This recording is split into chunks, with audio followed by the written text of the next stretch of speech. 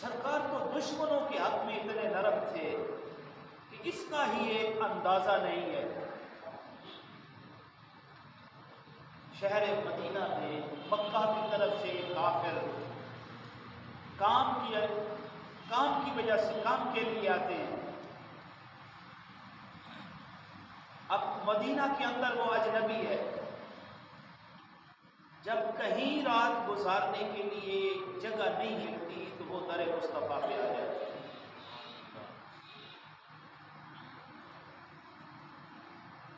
رات گزارنی ہے، جی ٹھیک ہے آ جائے، جو ایک مہمان کے ساتھ سلوک کیا جاتا ہے رسول اللہ اس کے ساتھ وہ سلوک کرتے ہیں۔ کھانے کی دعوت پیشکش کی، کہا جی مجھے بھوک بھی بڑی سخت لگی، کھانا پیش کیا۔ کھانا کیا تھا؟ دودھ تھا، صرف ایک بکری کا دودھ نکال کے دیا، وہ پی گیا، دوسری کا نکال کے دیا، پی گیا، تیسری کا نکال کے دیا، یہاں تک 6 سے 7 پیالے دودھ کی پی جاتے ہیں۔ اب نبی کے گھر والوں کے لیے کچھ نہیں۔ اب جب وہ بستر پہ جاتے ہیں، سوچے نا، آخر انسان کے شعور کے اندر بھی ایک تخت شعور ہے کہ یہ بظاہر انسان ہے تو اس کے اندر بھی ایک انسان ہے جو جس کو ضمیر کہتے ہیں، وہ جھنجھوڑتا تو ہے نا۔ وہ بھی یہ سوچ میں ہے کہ ہم نے کس طرح نکالا ہے، ہم نے کیا سلوک کیا اور ان کا کیا کریمانہ سلوک ہے۔ انہوں نے تو اپنا شہر مجبور ہو کے چھوڑا ہے اور آج میں مجبور ہو کے آیا ہوں تو ان کا سلوک کا مال کیا ہے۔ ساری رات اسی کشم و کش میں، رات گزر گئی، صبح جب طلوع ہونے لگی، ادھر اس مہمان کی بھی ایمان کی صبح طلوع ہونا شروع ہو گئی۔ جب آئے نبی کریم صلی اللہ علیہ وسلم اٹھ کے کھڑا ہو گیا، ہاں بھائی کوئی مسئلہ ہے؟ کریم آقا کوئی مسئلہ نہیں، کوئی پریشانی؟ رات کیسی گزری؟ بس اچھی گزر گئی۔ اب کیا چاہتے ہو؟ کہا بس پہلے تو مجھے کلمہ پڑھائیں، باقی باتیں بعد میں۔ یہ سلوک تھا نبی پاک کا اپنے دشمنوں کے ساتھ۔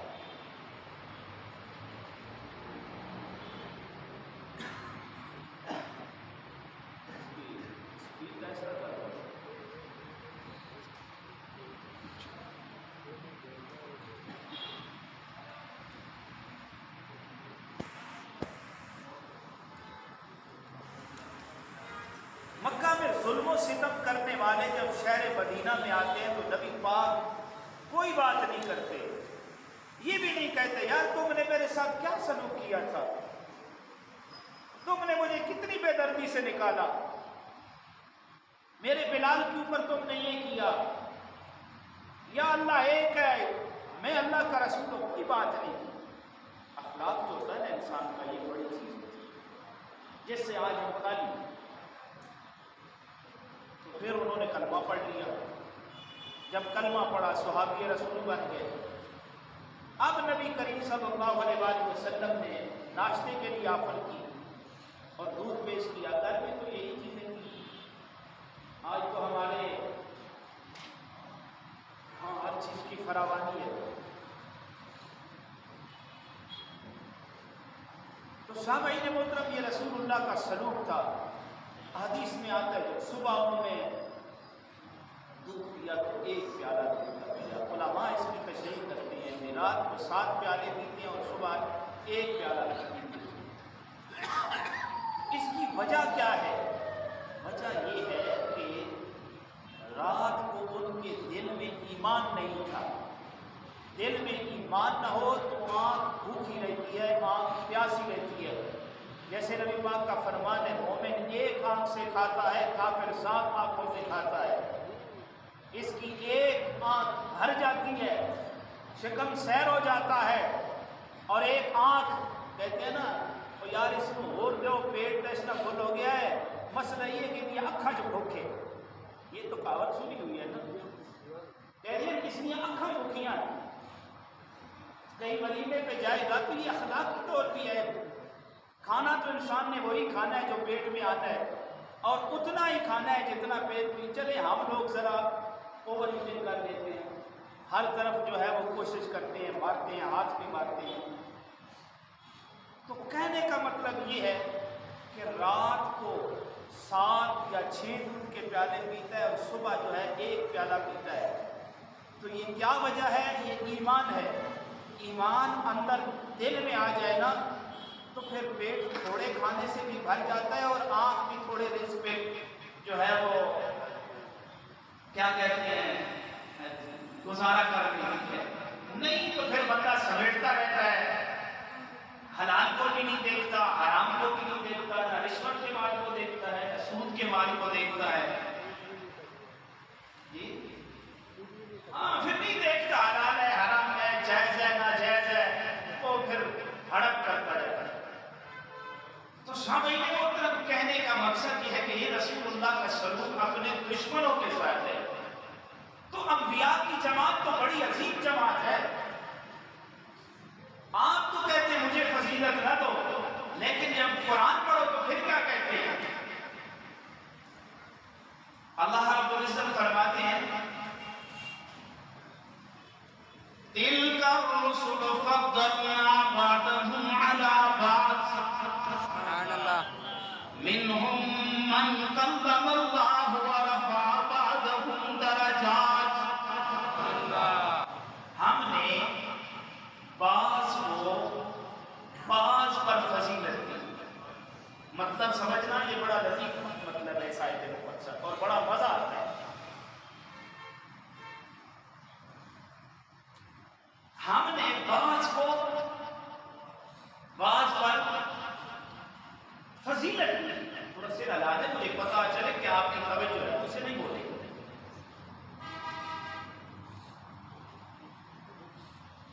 منہم من کلم اللہ، ان میں سے بعض نے اللہ سے کلام بھی کیا ہے۔ اب مزے کی بات ہے وَرَفَعَ بَعْضَهُمْ دَرَجَاتٍ، وَرَفَعَ بَعْضَهُمْ دَرَجَاتٍ، اور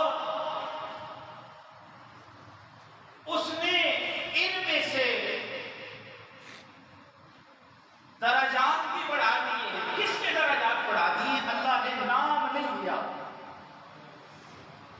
یہ بات میں سمجھانا چاہتا ہوں، اللہ نے نام بولے نا، ناراض بیٹھے ہیں، اللہ نے نام نہیں لیا۔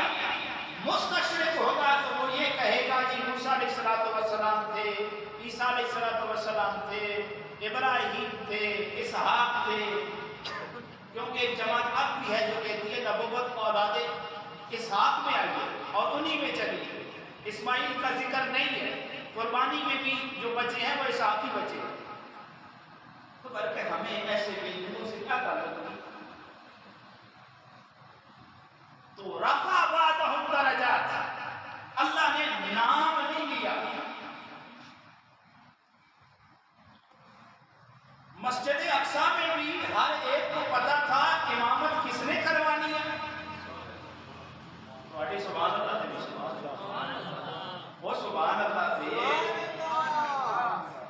کوئی خرچہ نہیں ہوتا، فائدہ ضرور ہوتا ہے، ایک جنت میں درخت لگ جاتا ہے، کوئی اس میں خرچہ نہیں ہوتا، نہ ہی اس لفظ پہ پرچہ ہوتا ہے۔ ہاں اتنا ضرور ہوتا ہے جنت میں مفت کا چرچا ہوتا ہے، اتنا فائدہ ضرور ہے، اور یہ فائدہ کوئی معمولی فائدہ نہیں ہے۔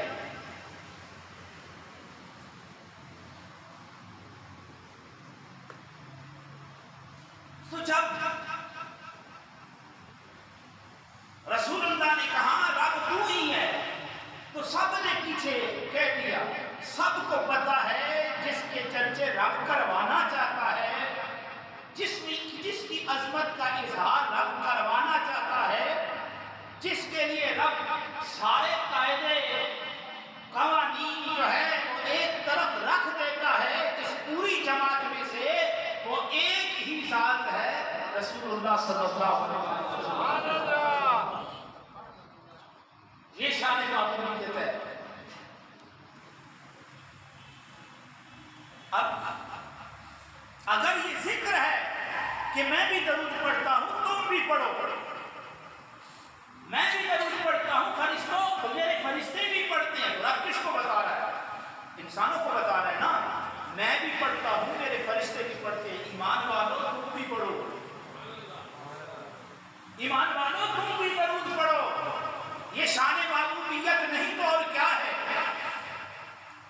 مسجد اقصی میں اتنی بڑی جماعت کھڑی ہوتی ہے، اس میں سے رب امام بناتا ہے، اپنے محبوب کو بناتا ہے، تو شان معبودیت نہیں تو اور کیا ہے؟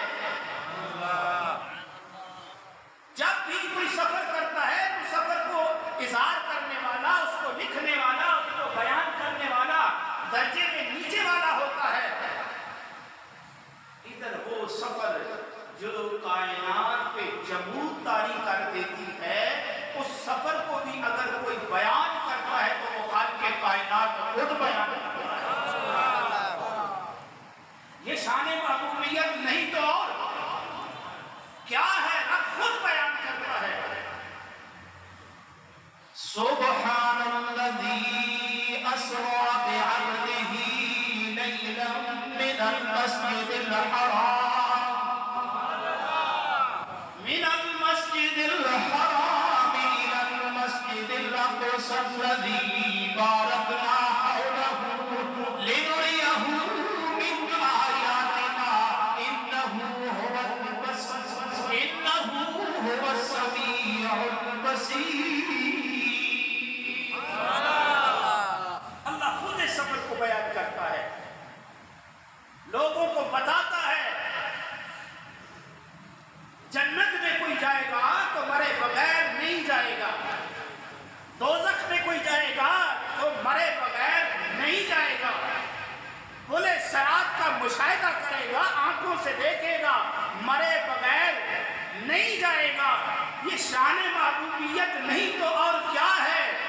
سدرہ سے اوپر بھی رسول اللہ، سدرہ سے نیچے بھی رسول اللہ، جنت میں بھی رسول اللہ کے قدم لگیں، جس دروازے پہ جائیں نام رسول اللہ کا لکھا ہو، اور اس کے کناروں پہ بھی نام رسول اللہ کا لکھا ہو۔ شان معبودیت نہیں تو صاحبو اور کیا ہے؟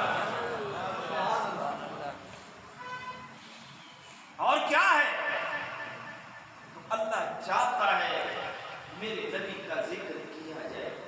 کتاب و شفا میں علماء جانتے ہیں، اس کو سارے پڑھتے ہیں، کتاب و شفا، دیوبندی، بریلوی، سارے اس کو پڑھ رہے ہوتے ہیں۔ تو میں نے صبح جب کتاب کو پکڑا تو میں ایک سوچ میں پڑ گیا، کیا وجہ ہے؟ تو میری ایک عادت ہے، میں ایسے کتاب پکڑ کے ایسے دیکھتا جاتا ہوں، ہلکی سی نظر میں اس کے سارے پیج پہ دیکھ لیتا ہوں۔ جب میں اس کے پہلے صفحے پر پہنچا، جو میرے لیے آخری صفحہ تھا، آگے سے پیچھے، حیران نہیں ہونا، میرا ایک دوسرا محکمہ بھی ہے، مولوی والا بھی ہے، اور میرا ایک اور محکمہ بھی ہے، اس میں کام زیادہ پتہ چلتا ہے۔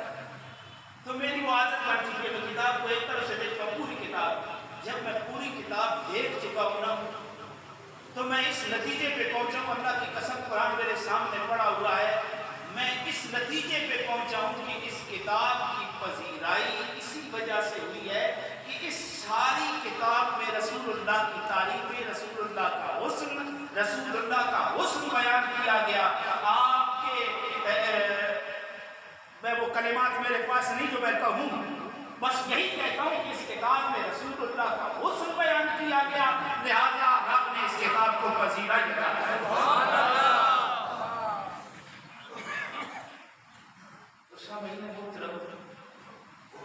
ولی ہے نا اللہ کا، یہ کام ایسے کرو. اللہ احکم الحاکمین ہے، اس کے سامنے زبان نہیں مانا جا سکتا، نہ اسے روکا جا سکتا ہے. آپ بس اتنی بات سے جان لیں. آپ کے مسائل کی بات کرتا ہوں جہاں پہ ہماری عقل کی اپروچ ہے. ایک صحابی پوچھتے ہیں حج کے بارے میں، آپ خاموش ہیں. پھر پوچھتے ہیں ہر سال خاموش ہیں. پھر پوچھتے ہیں آپ خاموش ہیں. تو آپ نے فرمایا سنو، اگر میں ہاں کہہ دیتا تو ہر سال فرض ہو جاتا. سبحان اللہ. پتا چلا کہ یہاں پہ مکمل پابندیاں نہیں ہیں، محبت کا عنصر نہیں، دین کی پوری بنیادی محبت رسول پہ کھڑی ہے. اس کو اگر نکال دو تو پیچھے کچھ نہیں بچتا. کہا چاہتا تو یہ تھا کہ تم ہر نماز میں اس بات کرو، تمہاری مشقت میں پڑھنا مجھے گرام گزرتا ہے، لہذا تم پہ چھوڑ دیا، میری پیاری سنت ہے. ایک دن تراویح پڑھائی، دوسرے دن، تیسرے دن آپ نہیں آئے. صحابہ انتظار کر رہے ہیں، انتظار میں بیٹھے، دیر تک آپ نہیں آئے. تو آپ نے خود پوچھا میں جانتے ہو میں کیوں میں لیٹ آیا ہوں؟ مفہوم اس طرح ہے اگر میں آج پڑھا دیتا تو پھر تم پہ یہ تراویح بولو یہ فرض ہو جاتی اور اکثریت نہ پڑتی تو مفت کے گناہ گار ہوتے. ہمارا خیال نہیں ہے تو نبی کو اور کس کا خیال ہے؟ دیکھو آپ نے فرمایا اللہ نے مجھے اختیار دیا ہے، 3 دعاؤں کا مانگو، 2 میں نے پوری کرنی ہے.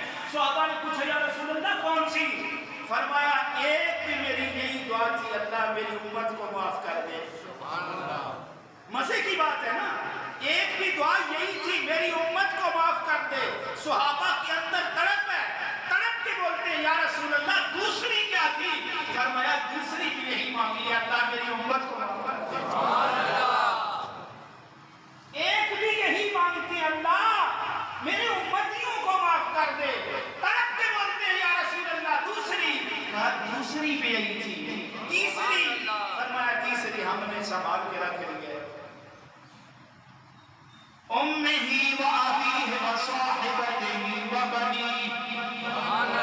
جس وقت تیری ماں بھی کہے گی چل، تیرا باپ بھی کہے گا چل بھائی میرا کھانا چھوڑ بھائی، جا کہیں اور جا، میں تو اپنی مصیبت میں ہوں. وصاحبہ تیرا پیارا جگری یار جسے تو کہتا ہے، جس کے پل تیرا ایک لمحہ نہیں گزرتا، جس کے لیے تو اپنے بچوں کو رلاتا ہے، اس کے پیچھے بھاگتا رہتا ہے، جدھر تیرا یار ادھر تو. جب وہ بھی کہے گا نا جان چھوڑ چل کہیں اور جا یار، یہ سارے رشتے چھوڑ جائیں گے.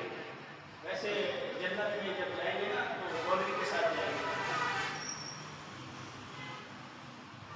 مولویوں کے ساتھ ویسے جو آپ کا سلوک ہے وہ مجھے پتا ہے. آپ کو مزہ ہی نہیں آتا جب تک نہ چسکا نہ آئے. کوئی دماغ پھرا چڑھ جائے تو وہ نہ چاہے تو یہ ایک علیحدہ بات ہے. ویسے ہم کسر نہیں چھوڑتے نکالنے میں مولویوں کو. ویسے ایک کہاوت بھی ہے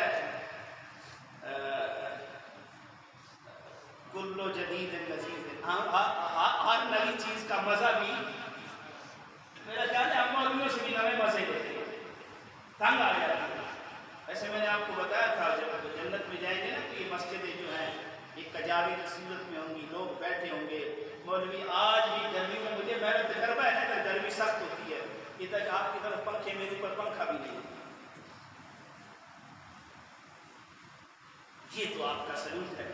پھر ہمیں پوچھتے ہو گھر جا کے دکانوں میں بھی ہمارے خلاف باتیں کرتے ہو، اور کچھ خیال کرو ظالم. شرم نہیں آتی بیٹھ کے دکانوں میں ملا کو رگڑا لگا رہے ہوتے ہو، بیٹھ کے تسبیح پڑھو. غیبت کتنا بڑا گناہ ہے، اس کے پیچھے آپ کے نیچے ہو، نماز شروع کر دو، اسی کے پیچھے جڑیں کاٹتے ہو. چلو چھوڑو اس بات کو، آگے چلے، پریشان تو نہیں ہو رہی، کوئی بات نہیں، تھوڑے سے ہو بھی جانا چاہیے، تو فرق نہیں پڑتا، تو کیا مطلب نہیں کہ آسمان ادھر ہی کھڑا ہے، کہو سبحان اللہ، سبحان اللہ، آپ نہیں کہیں گے، تو عرض کر رہا ہوں، بات تو کیا کر رہا تھا، کیا بات کر رہا تھا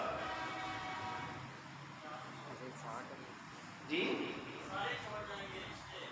ہاں شاباش، کون بول رہے ہیں؟ آپ کھڑا کر، ماشاء اللہ، اللہ آپ کو سلامتی، اللہ آپ کو عزت دے، اللہ آپ کو دائم کی ساتھ دے، سب سے بڑی بات کہ اللہ آپ کو عشق مصطفیٰ سے نوازے اور دیدار مصطفیٰ سے بھی نوازے۔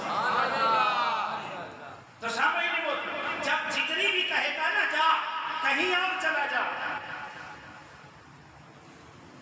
ملا کو چھوڑ دو، آگے پیر فقیر آپ کے روحانی وہ بھی کہیں گے اور چلا جا، یہاں تک کہ انسانیت کی، انسان کی اصل آدم علیہ السلام کے پاس جائیں گے، وہ بھی کہیں گے لا غیری کسی اور کے پاس چلا جا، چلتے چلتے چلتے چلتے چلتے چلتے چلتے آدم علیہ السلام سے لے کر عیسیٰ علیہ السلام کے پاس جب آئیں گے، کتنا وقت لگے گا، کتنا وقت گزر جائے گا، عیسیٰ علیہ السلام کا آنا بھی عجیب ہے، جانا بھی عجیب ہے، اس لیے کہ عیسیٰ خوشخبریاں جو سرکار کی دیتا ہے، کہیں گے یارو بات سنو، جہاں سے نجات ملنی ہے نا، جہاں سے فائدہ ملنا ہے نا، جو ہمارا پرسان حال ہے نا، جس نے دنیا میں بھی ہمیں یاد رکھا، جس نے یہاں پہ بھی ہمارے لیے شفاعت کرنی ہے اور رب نے قبول کرنی ہے اور رب نے ہم پہ فضل بھی کرنا ہے، یہ حدیث پاک بھی ہے۔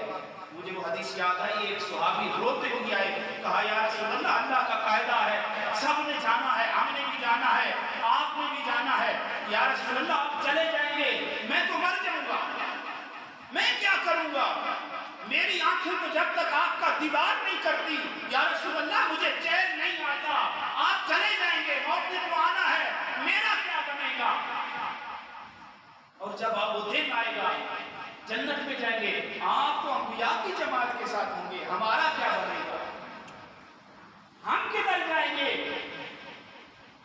تو صحابی کی تڑپ نبی کے سامنے جب میرے رب نے دیکھی نا، تو کہا جا جبرائیل پیغام لے جا، من یطع اللہ ورسولہ، من یطع الرسول فقد اطاع اللہ، مجھے آج بھول گئی ہے، الذین انعم اللہ علیہم من النبیین والصدیقین والشہداء، جو جس کے ساتھ محبت کرتا ہے، جو جس کے ساتھ محبت کرتا ہے وہ اسی کے ساتھ ہوگا، سونیا تو میرے ساتھ محبت کرتا ہے تو جنت میں میرے ساتھ ہوگا،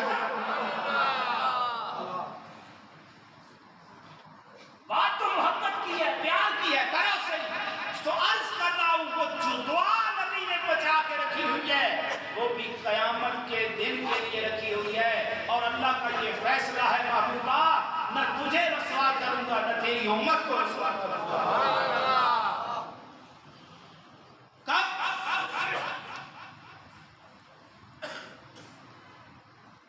اور کہا بھی ہے جب ابراہیم دعا کہہ رہے تھے مولا مجھے رسوا نہ کرنا، رب کہہ رہے ہیں قرآن میں یوم لا یخزی اللہ النبی والذین آمنوا معہ، نہیں رسوا کروں گا اپنے نبی کو قیامت کے دن، اور نہیں میں رسوا کروں گا جو ان کے ساتھ ایمان لے آئے ہیں، سنو قیامت کے دن نہ تو میں ابو بکر کو رسوا کروں گا میرے نبی کا ساتھی ہے، نہ تو میں عمر کو رسوا کروں گا میرے نبی کا ساتھی ہے، نہ تو میں عثمان کو رسوا کروں گا اس لیے میرے نبی کا ساتھی ہے، نہ تو میں علی کرم اللہ وجہ الکریم کو رسوا کروں گا اس لیے کہ میرے نبی کا ساتھی ہے رضی اللہ تعالیٰ عنہ۔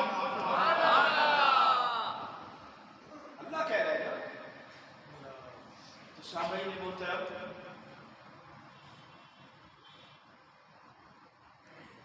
پھر قصہ مختصر یہی ہے کہ جو رب کا محبوب ہے پھر ہمیں بھی انہی کو اپنا محبوب بولو نا، اور یہی محبت جو ہے یہ دائم کی فلاح ہے. سبحان اللہ. کیوں؟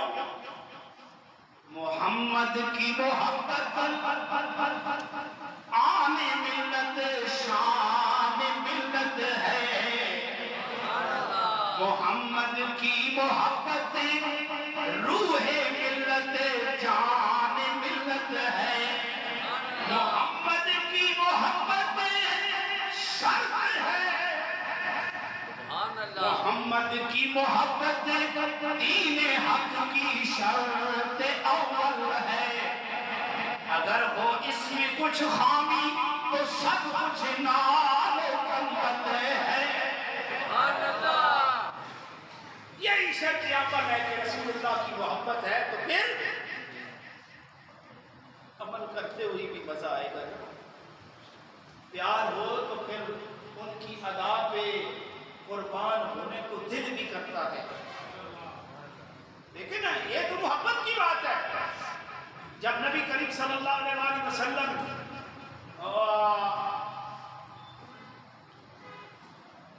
عبداللہ ابن ابی کے پاس جاتے ہیں, کچھ صحابہ بھی ساتھ ہیں, آپ اپنے دراز گوشت پہ سوار ہیں, تو جب قریب گئے نا تو تکبر اور رونت سے اور منافقت سے پرے کرو مجھے بو آ رہی ہے. ایک انصاری صحابی اٹھتے ہیں, کہتے ہیں اللہ کی عزت کی قسم میرے آقا کے گدے کی خوشبو تجھ جیسے گدے سے کہیں کو صوبے کرے. تو کیا سمجھتا ہے ان کے گدے کی خوشبو کا کوئی اس کی مثال ہی نہیں ہے, تو سرکار کی اپنی ذات کا کیا کمال ہوگا.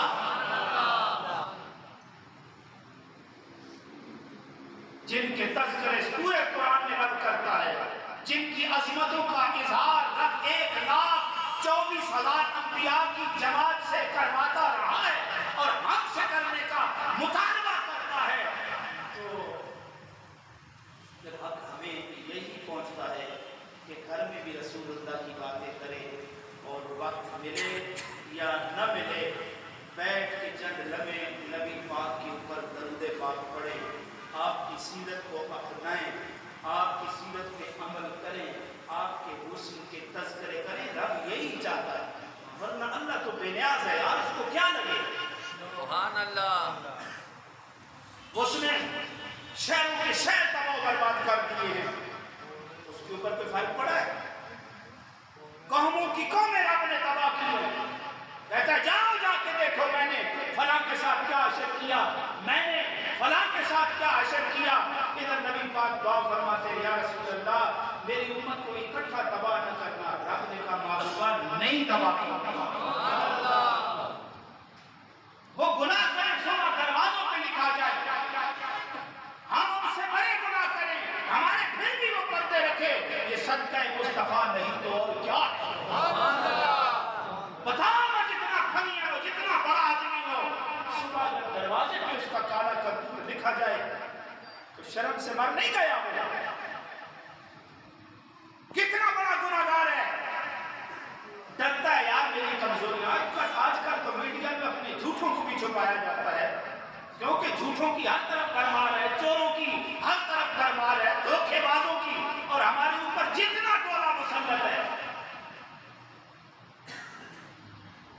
ملازم لوگ تو بیچارے پابند ہیں نا, صبح ایک پارٹی والے کو ڈنڈے مار رہے ہیں, دوسرے دن دوسرے کے سر پہ چڑھے ہوتے ہیں. بندہ جس کے تنخواہ لیتا ہے پھر ان کے نیچے پھنس جاتا ہے. یہ ہمارے پولیس والے بھائی, نیچے والا طبقہ فوج کا, یہ سارے بیچارے تنخواہ لینے والے مجبور ہیں, ورنہ اوپر والوں نے کسر کوئی نہیں چھوڑی. اللہ ظالموں سے بچائے, اللہ ظالموں سے بچائے, اللہ ظالموں سے بچائے. یہ بیچ جڑے چپ کر کے بیٹھے ہو آمین نہ انہیں منہ دکھنا ہے تھوڑا.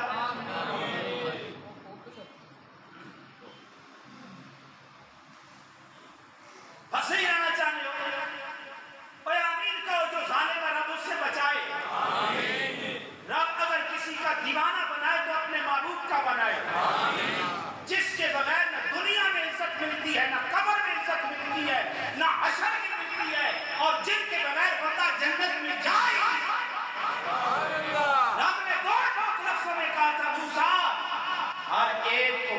گا، لیکن جو میرے نبی محمد سے رخ موڑے گا اس کو میں کبھی نہیں بخشوں گا۔